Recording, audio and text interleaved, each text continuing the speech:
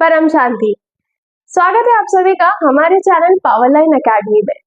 आज की इस वीडियो में हम डिस्कस करने जा रहे हैं नंबर सिस्टम से रिलेटेड कुछ एक्स्ट्रा क्वेश्चंस। कोशिश करेंगे कि इस वीडियो में हम इस चैप्टर से रिलेटेड ज्यादा से ज्यादा क्वेश्चन कवर कर सके और आपके इस चैप्टर से रिलेटेड कोई भी डाउट्स बाकी ना रहे। तो बिना टाइम गवाए स्टार्ट करते हैं हम अपने सबसे पहले क्वेश्चन से, जो आपको स्क्रीन पर दिया गया है। यदि किसी संख्या में 21 जोड़ा जाए तो वह अपनी 3 गुनी से 7 कम हो जाती है। फिर से सुनिए, यदि किसी संख्या में 21 जोड़ा जाए तो वह अपनी 3 गुनी से 7 कम हो जाती है, तो वह संख्या क्या होगी। इस प्रकार के क्वेश्चन में आपको सिर्फ और सिर्फ समीकरण जमाना अगर आ गया तो ये क्वेश्चन आप कुछ ही सेकंड में सॉल्व कर सकते हैं। तो समीकरण कैसे जमेगा, आपको शब्दों के अकॉर्डिंग चलना है, शब्द पकड़ना है कि यदि किसी संख्या में 21 जोड़ा जाए तो मान लीजिए वो संख्या है x, क्योंकि क्वेश्चन में हमें नहीं पता किस नंबर के बारे में बात की जा रही है, तो वो संख्या है x और इसी संख्या में यदि 21 जोड़ा जाए तो वह संख्या अपनी 3 गुनी से 7 कम हो जाएगी। जैसा सवाल में दिया गया है बस वैसा ही तो जमाना है। इक्वेशन जमाना अगर आप सीख गए तो ऑटोमेटिक आप कुछ ही सेकंड में अपना आंसर फाइंड आउट कर सकते हैं। तो यहाँ पर 21 और 7 दोनों नंबर्स है तो -7 इधर आकर 21 में प्लस हो जाएगा और जो हमारे वेरिएबल्स है 3x और x, तो 3x में से x माइनस हो जाएगा, इन्हें हम इंटरचेंज कर देंगे। तो ये हो जाएगा 21 प्लस 7 और इस साइड हो जाएगा 3x माइनस x। 21 प्लस 7 हो जाएगा 28 और 3x में से x माइनस हुआ तो बचा 2x। 2 28 से डिवाइड हो जाएगा, यहाँ बचेगा आपके पास 28 divided by 2 equals to x और x की वैल्यू आपके पास आ जाएगी 14। तो सिंपली आप 4 से 5 सेकंड में इसका आंसर निकाल सकते हैं, बस जरूरी है तो आपको बस ये इक्वेशन सेट करनी आनी चाहिए। नेक्स्ट जो हमारा क्वेश्चन है आपसे पूछा गया है, 3 संख्याओं में से दूसरी पहली की 3 गुना है और तीसरी पहली की 3 चौथाई है। यदि तीनों संख्याओं का औसत 114 है तो सबसे बड़ी संख्या क्या होगी। सो क्वेश्चन में आपको 3 संख्या दी गई है, a, b, c, हम तीनों संख्याओं को मान लेते हैं। तो पहली संख्या हमारी a, दूसरी है b और तीसरी है c। अब आपसे कहा गया है कि जो दूसरी और तीसरी संख्या है इन दोनों की तुलना पहली संख्या से की गई है।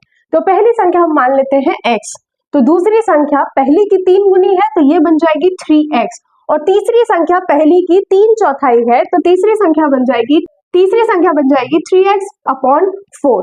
अब इन तीनों संख्याओं का औसत आपको दिया गया है। औसत का मतलब होता है सभी संख्याओं का योग बटे डिवाइड करना है आपको जितनी संख्याएं आपको दी गई है, इससे आपका औसत मतलब एवरेज निकल कर आता है।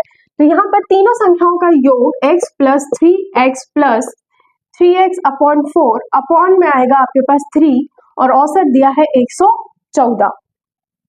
अब यहाँ पर आपको इस इक्वेशन को बना के पूरा सॉल्व कर लेना है। तो यहाँ पर आप सबसे पहले इस 4 को सभी के हर समान करने के लिए एलसीएम मेथड, जो बहुत छोटे में आपने अच्छे से समझी है छोटी क्लासेस में, कि आपको इनका एलसीएम ले लेना है और सभी के डिनोमिनेटर सेम कर लेने हैं। तो ये बन जाएगा आपके पास 4x, ये बन जाएगा 12x और यहाँ 3x और इन सभी का डिनोमिनेटर हो जाएगा 4। लेकिन ऑलरेडी आपके पास इन सभी का डिनोमिनेटर है 3 इक्वल्स टू 114। तो यहाँ पर ये 4 की वैल्यू नीचे जाके मल्टीप्लाई हो जाएगी। तो ये बनेगा 4x plus 12x plus 3x equals to 19x upon 4 का नीचे मल्टीप्लाई हो जाएगा, ये बनेगा 12 इक्वल्स टू 114। अब यहाँ पर 114 से मल्टीप्लाई हो जाएगा और 19 का 114 से डिवाइड हो जाएगा। तो x की वैल्यू आपके पास आ जाएगी 114 गुणा 12 बटे 19 और 19 से ये जाएगा 6 बार में और 12 6 72। तो x की वैल्यू आपके पास निकल कर आ गई 72। सवाल आपसे कहा गया है सबसे बड़ी संख्या बताइए, तो यहाँ x की वैल्यू तो आ गई 72। तो सबसे बड़ी संख्या क्या होगी जो 3 गुना हो रही है। 3 चौथाई छोटी संख्या होगी, 4 में से 3 हिस्से हो रहे हैं, लेकिन 3 गुना सबसे बड़ी हिस्सा माना जाएगा। तो 72 का 3 गुना आपका हो जाएगा 216। तो ये है आपका फाइनल आंसर जिसमें आपसे पूछा गया था सबसे बड़ी संख्या क्या होगी, तो सबसे बड़ी संख्या होगी 216। नेक्स्ट क्वेश्चन आपसे पूछा गया है, किसी संख्या की 3 गुनी संख्या से 7 घटाने पर परिणाम 14 प्राप्त होता है तो वह संख्या कितनी होगी? एक बार फिर से सुन लीजिए, किसी संख्या को 3 गुना करने पर उसमें से 7 जब घटाया जाता है तो परिणाम 14 आता है, आपको वो संख्या बतानी है। क्वेश्चन के अकॉर्डिंग ही आप इक्वेशन जमा सकते हैं कि मान लीजिए वो संख्या है x, उस संख्या का 3 गुना बन जाएगा 3x और इसमें से 7 आपको घटाना है और परिणाम 14 निकल कर आता है। बहुत ही आसान क्वेश्चन है, आप सब मेरे समझाने से पहले ही इसका आंसर फाइंड आउट कर लेंगे। तो इसका आंसर बन जाएगा 3x equals to 21 and x equals to 7। ये है आपका फाइनल आंसर। बढ़ते हैं हमारे अगले क्वेश्चन की ओर। इसमें आपसे पूछा गया है कि 24 को 2 ऐसे भागों में बांटा गया है जिसमें पहले भाग का 7 गुना और दूसरे भाग का 5 गुणे का योग 146 है, तो पहला भाग क्या होगा?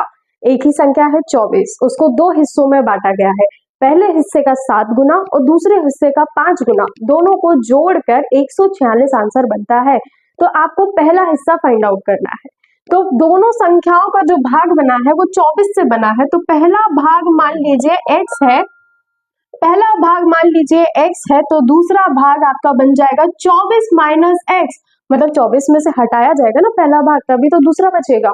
तो पहला भाग है x और दूसरा भाग है आपका 24 माइनस x। अब पहले भाग का 7 गुना मतलब 7x और दूसरे भाग का 5 गुना अगर आपस में जोड़ा जाए तो आंसर आपको मिलता है 146। बहुत सिंपल इक्वेशन है, बस इक्वेशन अगर आपसे बन गई तो आप पूरा क्वेश्चन आसानी से सॉल्व कर सकते हो। तो आगे करते हैं इक्वेशन को सॉल्व। तो यहाँ बनेगा 7x प्लस 120 और ये बन जाएगा माइनस का 5x इक्वल्स टू 146। 7x में से 5x गया, यहाँ बचा आपके पास 2x, 146 में से 120 दूसरे साइड जाके माइनस हो जाएगा, ये आ जाएगा 26।